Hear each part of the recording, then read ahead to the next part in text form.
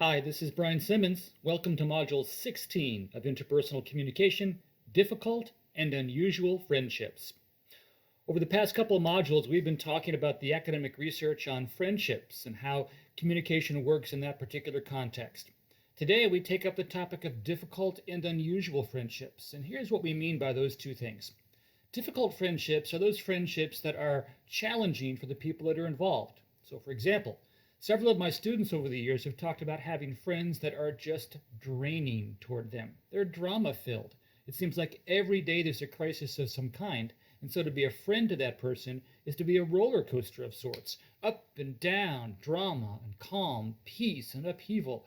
It just takes a lot out of you. Those are an example of difficult friendships. And then there are unusual friendships. Unusual friendships are those friendships where, for example, one person is in high school and the other person is in their 30s. Or, for example, it's what happens when you realize that your parent has become more of a friend and less of a parent. There is a surprising amount of academic research on both difficult and unusual friendships, and our projects in this module are to talk about those pieces of research and to try and better understand how both difficult and unusual friendships work. Let's start first with the difficult friendships. Research has identified a number of dynamics that are present in what we might term difficult friendships. And we'll start first of all with the research of John Hess. Hess talks about draining friendships. The metaphor here is this idea that says that some relationships are just the kind of relationships that sap from you the kind of will or the kind of energy that is necessary to make that relationship work. Hess imagines that each of us has this reservoir of energy and effort that can be put into any friendship. Some friendships just naturally drain that reservoir more quickly or more substantially than other friendships do. So earlier I mentioned this idea that some friends are just drama-filled. Drama-filled friendships are good examples of draining friendships because as someone brings their crisis into your friendship, they expect you to participate in it. They expect you to talk about it. They expect you, for example, to do something about it by talking to someone else or taking some kind of action. And when that happens over and over again, it can be draining on you. It just wears you out. There's some research that finds that people that are involved in these kinds of draining friendships actually have higher levels of stress, and so it can be physiologically unhealthy for you. If you've ever had a friend where you think, I just need a break from this friend, I need a break from his or her drama, I need a break from all of their stuff, then chances are pretty good that you've experienced a draining friendship. And so what Hess is interested in is what people do in response to those draining friendships. So if you find yourself involved in a draining friendship, let's say with your roommate, what do you do in response to that? Do you continue to talk to that person? Do you continue to stay in that friendship? Do you exit that friendship? How is that friendship influenced? Those are the kinds of things that Hess wants to talk about. And so one of the things in Hess's research is focused on the communicative responses. And there are two things that people often do to respond communicatively to a draining friendship. First, sometimes they'll draw social support, which means that if you're involved in a draining friendship with your roommate, you will turn to someone else outside of that friendship, maybe a friend of yours in your club, and you'll want to vent to them and unload to them about how difficult this draining friendship with your roommate actually is. That drawing of social support is very important because in Hess's research, he finds that the more social support you have, the better able you are to cope with and manage a draining friendship. People that try and immerse themselves exclusively in a draining friendship and don't turn to the social support find themselves less able to successfully navigate that draining friendship. In fact, they find themselves involved in more conflict with, and they have greater levels of resentment toward that draining friendship friend. Another thing that Hess finds we do communicatively in response to these draining relationships is to act in a hostile or passive-aggressive manner toward that person who's draining our friendship. But we redefine those actions as being normal and justified. Or to put it differently, Hess finds that oftentimes we'll treat the other person who's draining our friendship rather nastily, but we'll excuse that nasty treatment as justified because there's so much of an upheaval, so much draining going on in our relationships. So to plug this into the example we've given a moment ago, if you and your roommate have this draining friendship where your roommate is always drama-filled and sucking the life out of you, then you might be passive-aggressive toward your roommate. You might make snarky kinds of comments. You might glare at them. You might not do household chores in the apartment as a way of getting back at that person for draining your friendship. Now, normally, you would not do those things. And in fact, normally, you might think that someone that does those kinds of things is behaving badly. But because you're involved in a draining friendship, Hess says in your mind, you redefine that passive activity. You redefine that hostility as being justified and normal. So communicatively, whether it's drawing social support or acting in a hostile, aggressive manner, you think that what's happening in this friendship is justified. By the way, Hess also notes that our communicative responses can be to simply exit the friendship, but he says that typically that's not the case. In particular, with those friends we have a greater or stronger connection to, we're more likely to stay in this draining friendship.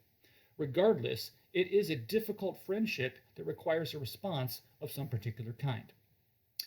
Next is research from Karen Rook, R-O-O-K.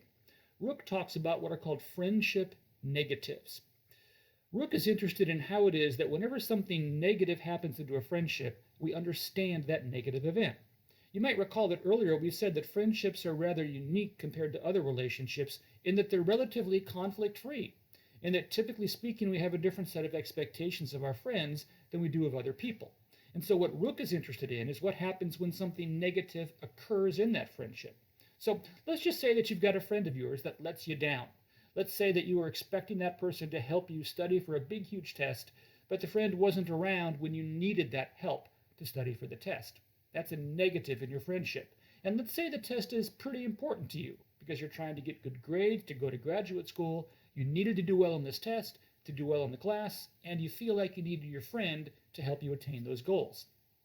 Well, what do you do now that your friend has not shown up to help you study for that particular test? That friendship negative, according to Karen Rook, registers to a far greater degree than it otherwise might. And it registers to a far greater degree. It hurts more. It engenders more ill will. It stings more because that person is your friend and you wouldn't expect it of your friends. You might recall that earlier we talked about the expectations we have for friendship. And William Rollins said that one of the chief expectations we have of our friends is that they will be there for us. Well, in the example I just gave you, your friend has not been there for you. In fact, quite the opposite. Your friend was absent when you needed him or her the most. And so that negative has greater bounce. It has greater resonance. It's like saying this. If I picture a pristine pond, completely calm, no waves at all, the surface is like glass, and I drop a pebble into it, the ripple that goes outward and the splash that occurs is not that significant. So the pebble going into the pond is a negative. It's upset the otherwise undisturbed surface of the water, but it's not that big a deal. But if I drop a bowling ball into that pristine pond, the splash will be large and the ripple outward will be significant. Well, Rook argues that the things that we experience in our friendships that are negative are more like a bowling ball than a pebble. They resonate more, they sting more, they are experienced to a greater degree because, relatively speaking, our friends typically don't create these friendship negatives. Now, why is that important? Well, it's important because the more negative occurrences we have in a friendship, the more we can expect that friendship to move into that difficult category we talked about a moment ago. Second of all, Rook finds that each of us has a tolerance level, a kind of ceiling for what we can put up with when it comes to negatives in friendship. So in this example, if your friend doesn't help you study for the exam, you might forgive that person. If it happens again, then you're getting pretty upset. If it happens a third or a fourth time, now there's a pattern. And by the time you get to the fifth time, that fifth incident might have gone beyond what you can tolerate. It's exceeded the limit of what you would put up with as far as friendship negatives go. And so Rook says that each person has their own ceiling of friendship negatives. Now, if I were you, I'd be asking myself, now what's my ceiling? What do I tend to tolerate with respect to the people I'm friends with? And of course, all of these things are communicative, right? How someone responds or how you respond to your friend's negative, and even what your friend does that is negative, oftentimes has a communicative dimension. And so Rook wants to point us toward the negatives that occur in friendship and ask about their resonance, or ask about their bounce, or the extent to which they are harmful. Now, opposite of that is the research of Louise Eichenbaum. Eichenbaum, Eichenbaum. Eichenbaum. Good German name. Louise Eichenbaum wants to note the fact that while there are negatives that occur in friendship, there's a dynamic that works to tamp them down. There's a dynamic that works to erase them or to keep them to a minimum. This is what she calls masked differences analysis. Now, a masked difference is a difference that is present, but it's covered up in some way. Eichenbaum argues that because we expect less conflict in friendships, because typically friendships are smoother than, say, romantic relationships, there are incentives to mask the differences that occur between people. So in an example I might craft, it goes like this. Let's say that you and your friend realize that there are some differences between the two of you. And let's say, for example, that your friend is habitually late. You're the kind of person that's always on time, but your friend is always late, and after a while that kind of bothers you. And so the friendship is at a bit of a sticking point because that lateness bothers you. Now, Karen Rook would say that you have this ceiling of which you'll only put up with so much lateness before the friend's lateness becomes a problem in your relationship. But Eichenbaum says that because it's a friendship, you tend to tamp down the feelings you have of frustration or disappointment with your friend's lateness. So what ends up happening then is we end up masking the possible differences so that those differences don't bubble up and become a big deal, or that they don't exceed the kind of ceiling that Karen Rook talked about in her research. More specifically, Eichenbaum finds that we do some things communicatively to mask the differences. One of which is we end up choosing not to dwell on the kinds of things that might otherwise become sticking points in our friendships. So if your friend is habitually late, intrapersonally, you choose not to dwell on it. You choose to let it go. You choose to move on from it rather quickly. Second of all, Eichenbaum says that oftentimes we'll share our frustrations with other friends, not the person who's habitually late. And by sharing our frustrations with other friends, we draw the kind of social support that we talked about previously in Hess's research with people that are draining your friendship. Notice once again, the key is drawing social support outside the friendship where there might be a difficulty. And so what Eichenbaum wants to say is the very nature of friendships tends to mask over these kinds of differences. Now, two more things about this. One, this masking over of differences is actually quite similar to what we see in the early stages of romantic relationships. On down the line, we'll talk about the research regarding romantic relationships. And when we get there, we'll say that in the early stages of romantic relationships, people intentionally overlook the differences between the person they're dating. They purposely will endure some negative behavior because they're still trying to figure out where this relationship is headed. Well, in a similar fashion with friendships, although the friendships are ongoing, although the friendships might be lasting longer than a romantic relationship, there's a similar dynamic to tamp down the differences by simply overlooking things. Second of all, this also becomes important because if you're friends, you have this dynamic in force to reduce the differences. But when you transition into a romantic relationship, you continue to tamp down the differences because of what I've just said a moment ago. But it shouldn't surprise you that oftentimes romantic relationships get to a point where they stop tamping down the differences. They stop masking over the differences. So those differences become more salient to people and become harder to navigate. And so for many people, what they find is in the transition from friends to romantic relationships, the differences become more evident the more the romantic relationship unfolds. Next is the research from Rebecca Adams. Rebecca Adams is interested in what's called tension and conflict. Now, earlier in this course, we talked about a kind of gradation of conflict. You might recall that we talked about friction, we talked about tension, we talked about functional conflict, dysfunctional conflict, and all of that. Well, one of the things that Rebecca Adams finds is that oftentimes friendships will feature tension rather than out-and-out conflict. Or to put it differently, what Adams has found is that in our friendships, we oftentimes live with a lot of tension, a lot of conflict that's right here at this level. It doesn't really bubble up into full-blown conflict. It doesn't become the kind of thing where you feature arguments with friends and knock-down, drag-out fights with friends, yelling matches and stuff like that. Instead, there are these incentives and these dynamics that are at work in a friendship that keep it at the tension level.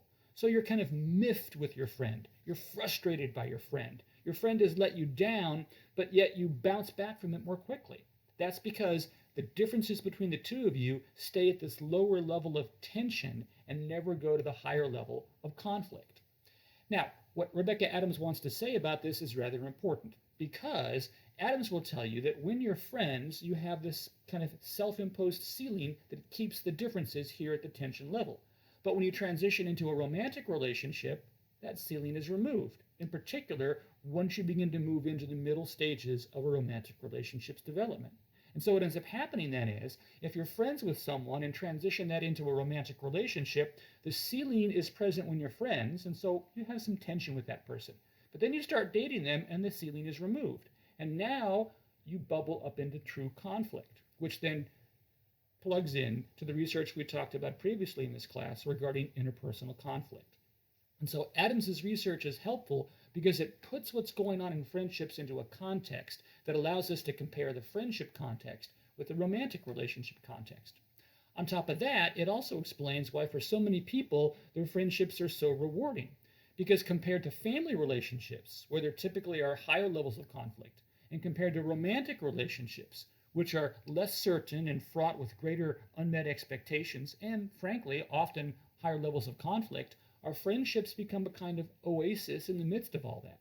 And so therefore, the presence of those kinds of dynamics that tend to mask the differences, that tend to create tension rather than conflict, make friendships quite appealing to us. It also explains why for so many people, that transition from friendship to more than friendship, romantic partners, is often a very difficult one, because the kinds of dynamics we've talked about are completely different. Now, let's craft a very narrow kind of scenario to talk about another piece of research relative to difficult friendships. You might have been in a situation where your good friend begins a romantic relationship with someone and you're not a supporter of that relationship. In fact, your friend seems to have, in your mind, chosen the exact wrong person to be involved with. Maybe that person brings your friend down, or maybe that person changes your friend into not as high quality of a person. And so you're rightfully concerned about your friend. And so maybe you talk to your friend about all of this, but your friend won't have any of it because your friend is so in love with the person he or she is romantically involved with. So now the question on the table communicatively is, how do you communicate your dislike for your friend's romantic partner? Or to put it differently, how do you respond communicatively when you really are not supportive of your good friend's romantic relationship?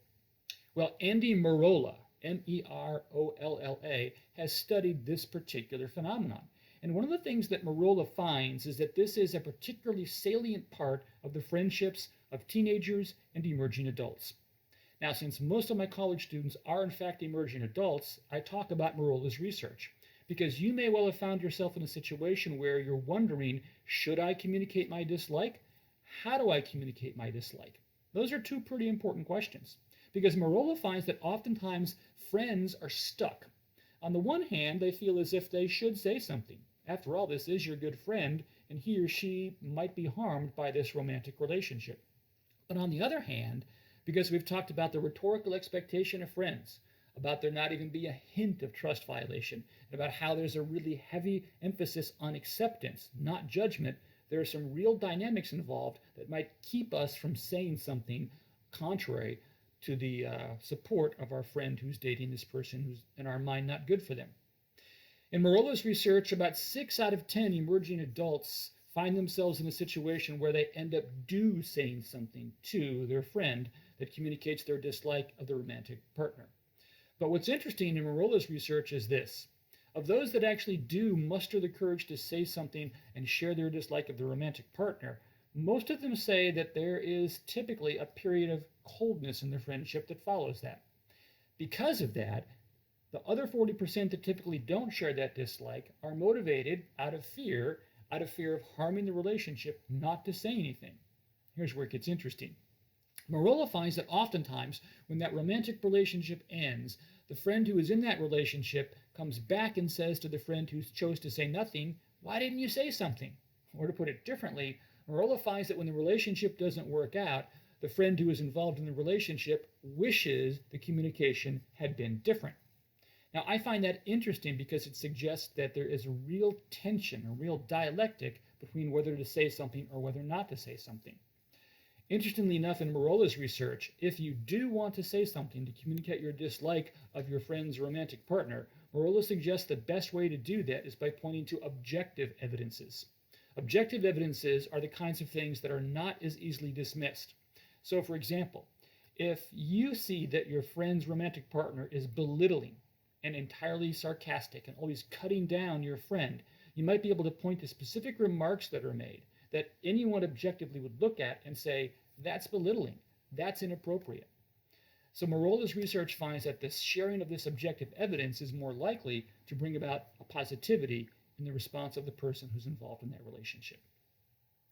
Another dynamic associated with difficult friendships is from the research of Jon Stewart. Stewart is interested in the level of truthfulness involved in our friendships. Now, one of the things we can say is that compared to family relationships and compared to romantic relationships, friendships tend to feature a greater level of honesty. Or to put it differently, there tend to be fewer deceptive and lying kinds of things going on in friendships than there are in family and romantic relationships. So Jon Stewart wants to talk about those friendships where deception and falsehood have become part of the relationship. And so what Stewart talks about is the bias of a friendship. And here's his concept: a truth and a lie bias. Stewart means this: some friendships start with the assumption that the people involved in the friendship are telling the truth all the time, or at least most of the time. Or to put it differently, a truth bias of a friendship is when you would say, yeah, my friend is truthful toward me most of the time. I can believe what my friend says most of the time. Now, maybe not every single time. Maybe there are little white lies, or maybe there are some small deceptions, but 95, 98, 99% of the time, my friend is always forthright, truthful, honest with me. They don't lie to me. It's a truth bias.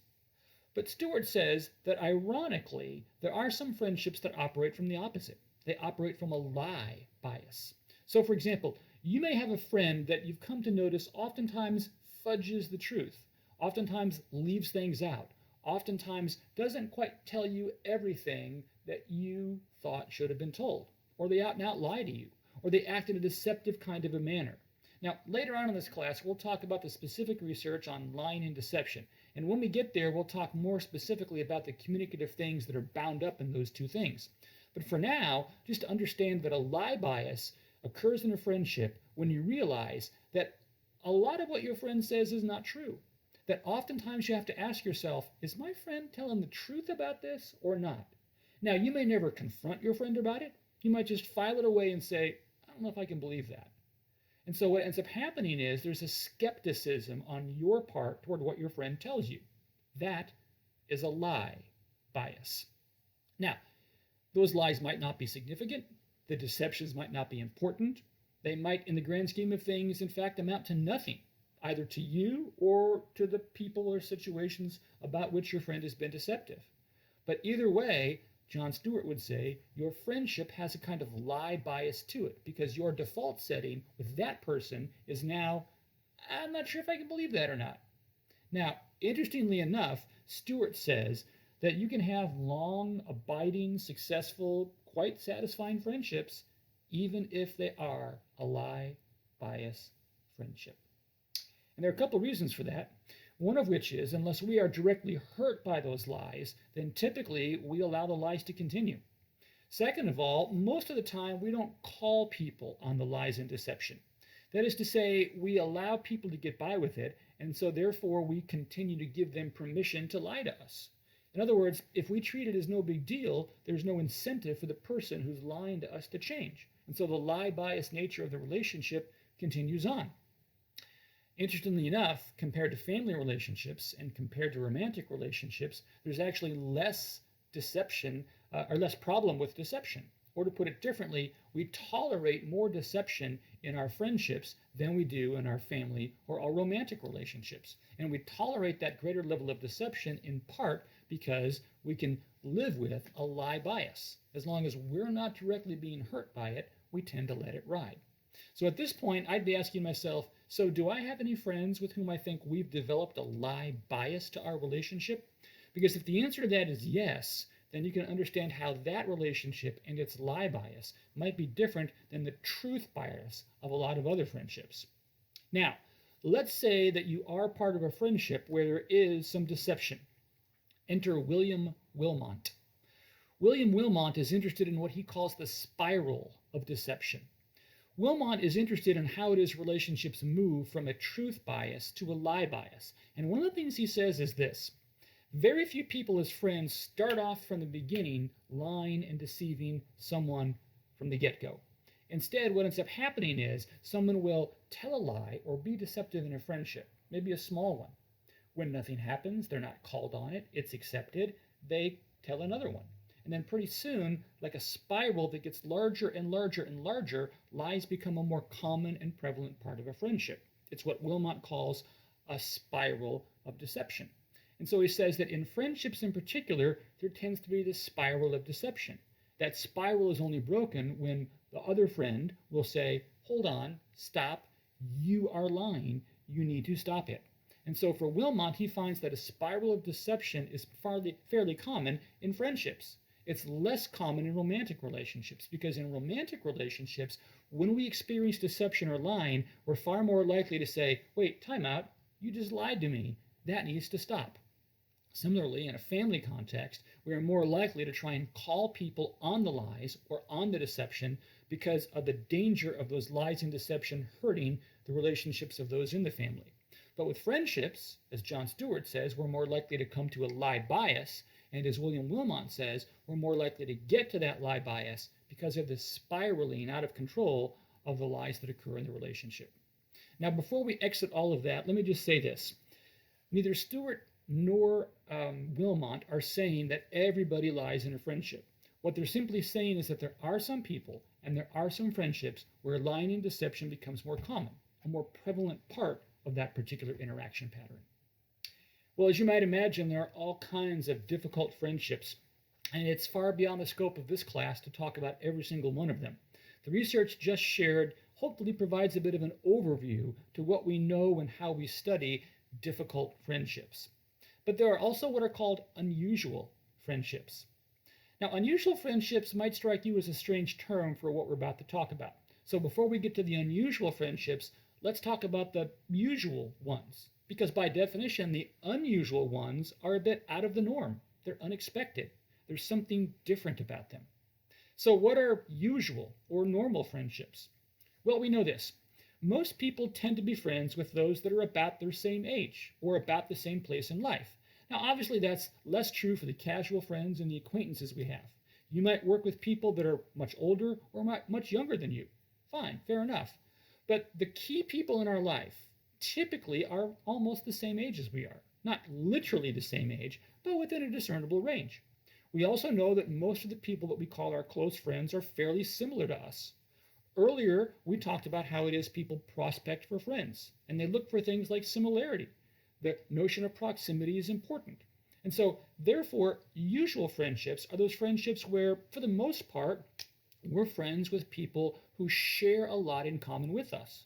So typically then, an unusual friendship is a friendship where there are some pretty significant differences among the people that are involved. Now, the key is significant differences. And as you'll see in a moment, the key is significant differences in a particular manner. I mean, obviously, we can be very different from many of the people with whom we're friends, but not all of those differences matter. So in a moment, for example, we'll talk about age differential friendships, where one person is significantly older than the other person is. Well, that becomes a bona fide unusual friendship because it is so common, yet also so uncommon. Common in that we find age differential friendships more often than you might imagine, but uncommon in that most people tend to be friends with people in a particular age. So let me talk about a handful of particular unusual friendships and show you what we know about them communicatively. Along the way, ask yourself, do I have this kind of friendship? First are what are called age differential friendships. I said a moment ago that for the most part, people are friends with people in their same age range. Research has identified a plus or minus 3-year age range, which means for most of us, the people we would genuinely call our friends, and in particular our close friends, those at the first of the concentric circles, they are typically within 3 years of our age. So, right now, if you're 21 years old, the closest friends in your life are likely to be somewhere between the age of 24 and the age of 18. Now, of course, you can have many friends that are beyond that age range, but typically speaking, your closest friends are going to be in that range. Now, why is that?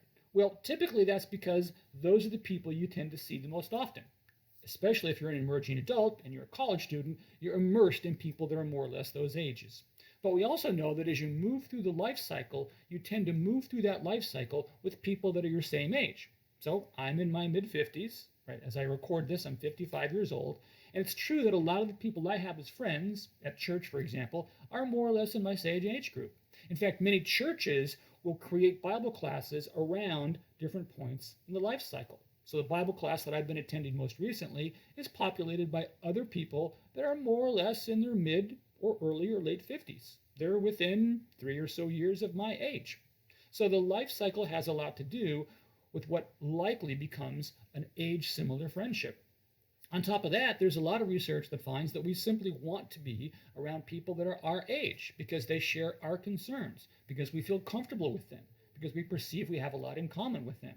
So there are a lot of dynamics that really pressure us, or at least nudge us, to have friends that are, say, within 3 years of our age. So what happens when you have someone who's a friend who's significantly older or significantly younger? Now, I understand this because as a college teacher, I get to maintain contact with my students long after they've graduated. And so when I meet them, they're 19, 20, 21, 22 years old.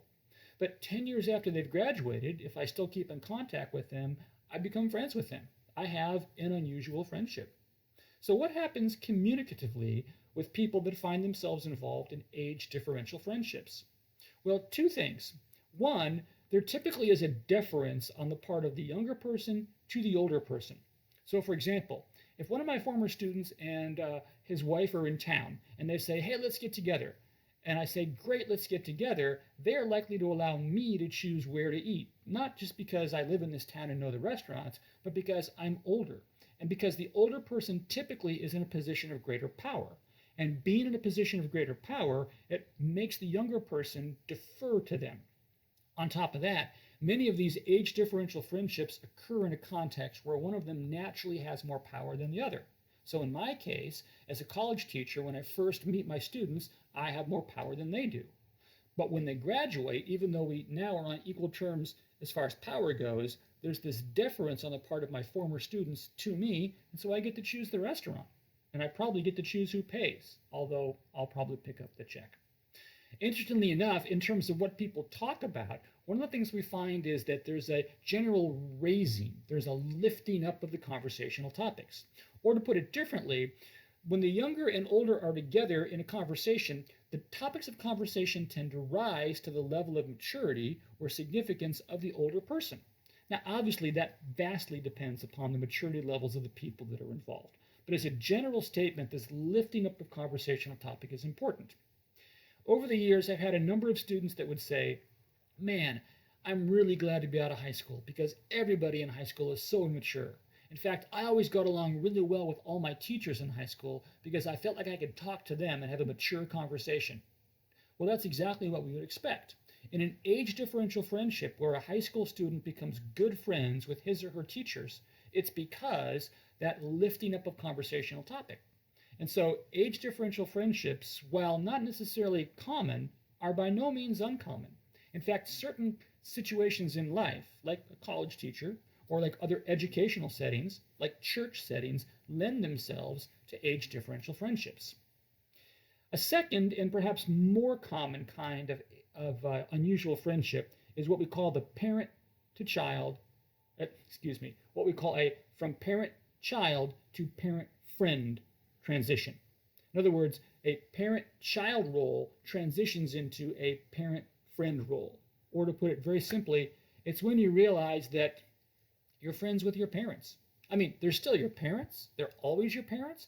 But the kind of interactions you have with them, the things you talk about, the activities you participate in, just the vibe or feel of the relationship, it's as if the parent part of it begins to shrink and the friend part of it begins to rise. Now, there are lots of explanations for this. Typically, as people mature emotionally and socially, they're more open to becoming friends with their parent. We also understand that our culture today sees the opportunity for parents and children to become friends in a far different way than previous generations. Research finds that previous generations tended to keep a great distance between parents and their kids.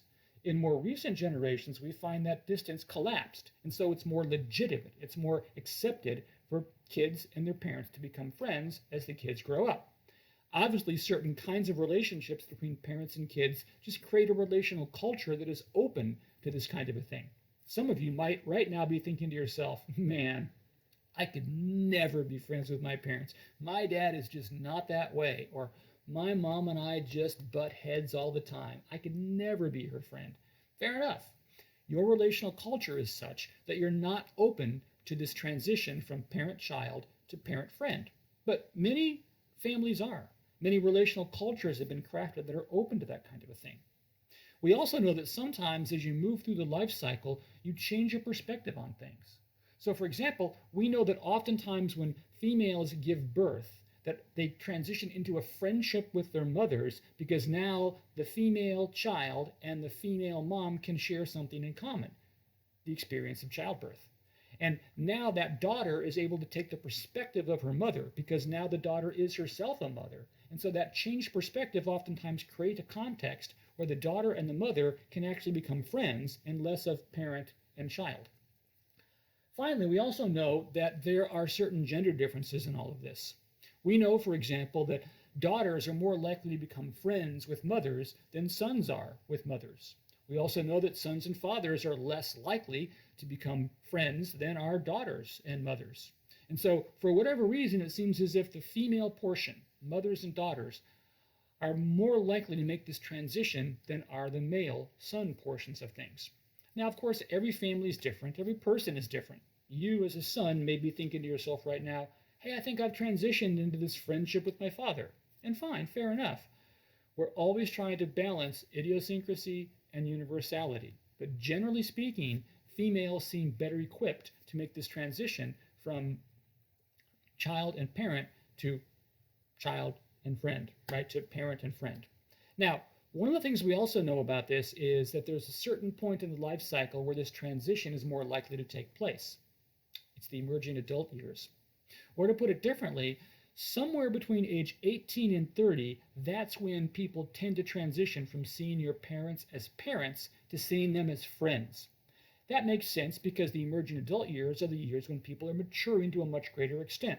They're moving through the life cycle. They're typically moving out of the house, they're making their way in life, and so they grow up. And this growing up oftentimes includes an openness, kind of a window that opens to transitioning from parent-child to parent as friend. We also find that there are certain narrow contexts where this is most common. The transition from seeing your parent as a parent to seeing your parent as a friend is particularly common among single mothers and their daughters. Or to put it differently, if you're a daughter and your mom is a single mom, chances are that you are going to make that transition to seeing your mom as friend earlier than you might if you had a family that did not have that experience. By the way, this is particularly important from the parent's point of view because we find that oftentimes single moms will want to transition their relationship with their daughters to more of a friendship basis, in part because that daughter becomes a kind of confidant. The daughter becomes someone with whom the mom can connect because in a divorce situation, the husband is not there, or in the case of a widow, the husband is not there, and so the daughter becomes a means of social support. Now, what communicatively is going on that marks this transition from seeing your parent as parent to seeing your parent as friend? Well, one thing communicatively is that the child begins to ask the parent for advice. You might have noticed that in the emerging adult years, you're more open to asking your parents for advice about things, about your career, about whether you should take this job or that job, or move to this place or that place. When you begin to ask your parents for advice, that oftentimes is an indication that the transition from parent to friend is beginning to unfold. We also know that the range of disclosure tends to broaden as children make that transition to seeing their parents as friend. Or to put it differently, you talk about more stuff. This is especially true as daughters make the transition to seeing their moms not just as parent, but as friends. They begin to talk about romantic relationships. They begin to talk about hopes and dreams. They begin to talk about the shared experiences of being female in American culture. The disclosure, as it broadens, tends to facilitate the transition for a child, daughter typically, to see her mother not just as a parent, but also as a friend. From the parent's point of view, communicatively, there's an important shift going on. As a parent begins to see his or her child more as a friend, the parent stops commanding and the parent starts recommending. So rather than commanding a child to, say, seek more scholarships to help pay for college, the parent recommends that the child seek more scholarships. So after a daughter has given birth to her first child, as she and her husband are making their way in life, the daughter's mom becomes more of a friend, and in talking about child raising, the mom recommends or suggests how her daughter could do this, rather than commanding or telling her daughter how it ought to be done. And so there's a softening of the kinds of interactions that occur between a parent and a child. Regardless, communicatively, these types of changes begin to create a kind of environment that make it more likely that this relationship will transition. Well, the last kind of unusual friendship to talk about is a rather common one that occurs in the workplace. It's the transition from a superior subordinate to an equal kind of a situation. So if you're a barista at a coffee shop, it might be that you become friends to some extent with the person who's your supervisor. But then pretty soon you are promoted up to become a kind of co-supervisor. And so one of the things that's interesting is that you begin to make this transition from having a power differential to an equality kind of a thing. Now, we tend to think that when that happens, things will be the same. That is to say that your friendship will continue on no matter what. The research suggests quite the opposite is true. The research suggests that there's always likely to be some tension, in particular when it works the opposite direction. When you are equals, you're both baristas, but your friend gets promoted up to be a supervisor. Things are typically not the same at all in that context. There's always some latent tension here because now your friend has to be both friend and supervisor, and sometimes the responsibility of friends and supervisors creates a kind of conflict. Ironically enough, when you flip it around and go the other way, you go from being a superior subordinate to being an equal, you begin to find that there typically is a high level of satisfaction with that. So I've had some of my former students graduate, begin a career, and then come back to the university and work at the university in some context. And so now I become colleagues with that person. I become a coworker with that person. And true to the research, there's a lot of satisfaction in that, a lot of pride in seeing people grow and change. And now that we're both laboring together, we find ourselves having more in common. And so communicatively, what ends up happening is you see a lot going on here that brings great satisfaction. Now, compared to the transition of parent and child to parent and friend, compared to the transition of age differential friendships, these kinds of friendships are less common, but they are common enough that they need to be talked about. Regardless, there's a lot of research that's been done on difficult and unusual friendships. And hopefully, as I've shared this research, you've begun to look at your own life and ask the question, how does that apply to me? In the next module, we'll talk about a few more loose ends related to friendships. I hope you're being blessed by what we've talked about.